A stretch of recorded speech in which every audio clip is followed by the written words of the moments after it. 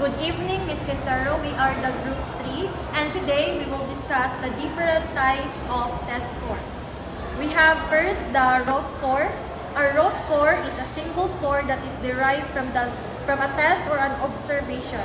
Cumulative percentages determine placement among a group of scores. Raw scores are also known as X values and are usually not useful by themselves. Converting raw scores into cumulative percentage allows for meaningful comparisons.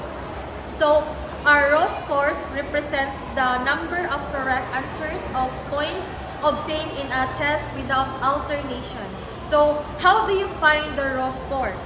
So, it's either the total scores or the total points awarded on the average points across the multiple scores. So, like for example, if a student answers 25 out of 30 questions, 30 questions correctly on a math test, their raw score is 25. Now let's proceed to the percentage score. So a percentage score represents a value as a fraction of 100, often used to express performance or achievement like a test score or a grade. So from the root word percent means that the correct number of the student will be converted into percentage. Like for example, 20 right out of 25 possible is 80%. So now let's proceed to other type of score. Derived score. Derived score is a converted raw scores that gives meaning to a test scores by comparing an individual's scores with those in norm group. Now, there are two types of derived scores. We have developmental scores and scores of relative standing. Okay, so moving on with the next type of test scores, we have the developmental scores. So it has two common types. We have the age equivalence and the grade equivalence. When we talk about age equivalence, it was when we compare a child's performance to that expected of the average child at that age. So in age equivalent, we use hyphen in between the years and the months. Say for example, we have 12 and 4. So meaning that a child has a performance level of a 12 years in 4 months. While the next type of developmental score, we have the grade equivalence. It is when we compare a child's performance to the expected at his or her grade level. And then we have here our example. In grade equivalence, we use decimal point in between the grade level and the months. Say for example, one year and 2 months. Now let's proceed to the two types of score of relative standing. So the two types of score of relative standing is z-score and percentile. So when we say z-score, it is found by converting a value to a standard scale. It is the number of standard deviation that a data value is away from the mean. It is measure of position in the sense that it is describe the location of a value in terms of standard deviation relative to the mean. So this is by the way, so this is the formula of z-score. Z is equals to x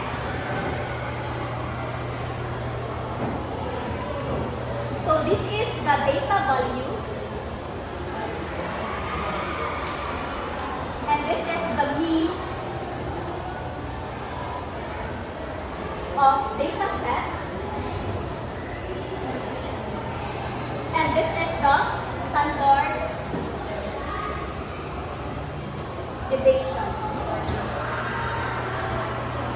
Now, let's provide an example. Now, while Anna's z-score is 90 minus 78, which is the mean, and the standard deviation is 4. So let's solve. 90 minus 78 divided by 4 equals 3. So this is Anna's z-score. While, on the other hand, when we say Arthur's z-score is 92 minus 80, and standard deviation is 6. And the outcome is 2. So, while Anna's by 4 equals 3. Then Arthur's Z-score is 92 minus 80 divided by 6 equals to 2. Since Anna is higher, then Anna did relatively better compared to Arthur. Now, let's proceed to percentile. So, percentile indicate the percentage of the data outcomes in a set which falls under a certain value. Divide the whole data set into hundreds equal parts. When translating this into a distribution graph, the percentile produces 99 division marks that denote the percentage of data located upon a certain value. So here is the formula of percentile. So percentile of x is equal to number of data points less than x divided by total number of data points times 100. For example, Sydney is taking a biology course in the university. She got a mark of 78% and the list of all marks from her class, including her mark. So this is her mark, including her mark 78% is given by. So these are the list of marks of her class of Sydney. So 47, 54, 56, 67, 74, 78, 82, 83, and 86, and 90. So let's solve the percentile of x. So when we say our x here is 78, so at 78%. Now, number of data points less than our x, which is 78, so here is our 78. And then less than, so here is the less than or the smaller number of 78, which is 47, 54, 56, 67, and 74. Now let's solve it. So percentile of x is equals to how many smaller of 78 in the score? So let's count. 1, 2, 3, 4, 5. So bring down 5. Divided by the total number of data points. So 1, 2, 3, 4, 5, 6, 7, 8, 9, 10. So, divided by 10 times 100. So it equals to 50. So this means Sydney in the 5th percentile, which means 50% of the class scored lower than her. Now, let's apply what we have learned in creating an assessment plan. So here, we have the desired learning outcomes, course topic, assessment method, method of scoring, and the types of score. When we say desired learning outcome, it is the teacher's expected learning outcomes of the students. Second is the course topic. It is the subject matter that the teacher wants to introduce to the students. The third one is the assessment method.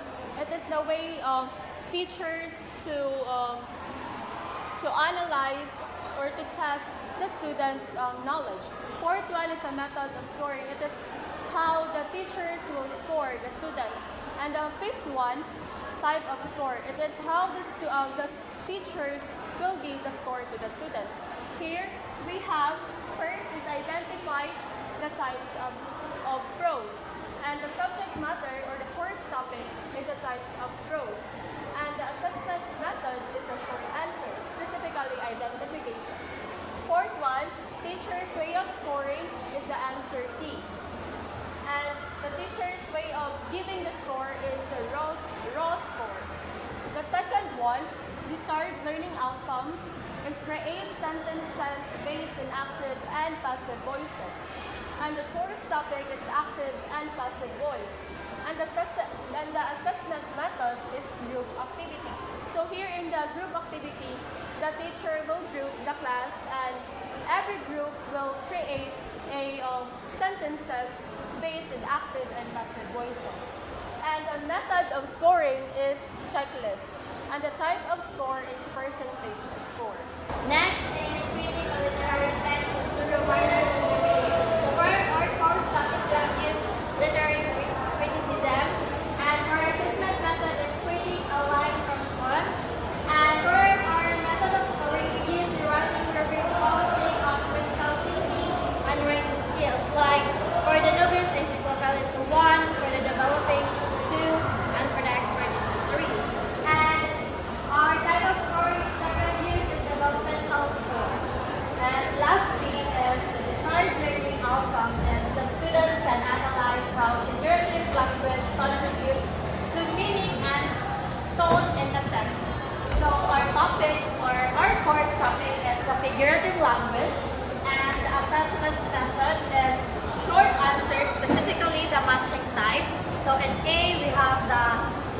figurative language sentences, and in B, we have the literal meanings of that figurative languages.